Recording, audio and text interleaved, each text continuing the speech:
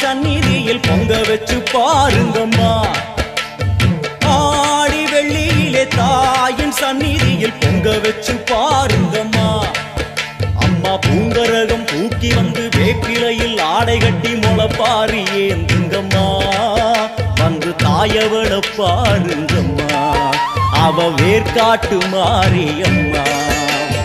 ஆடி வெள்ளியிலே தாயின் சந்நிதியில் பொங்க வச்சு பாருங்கம்மா. அம்மா பொங்க வச்சு பாருங்கம்மா.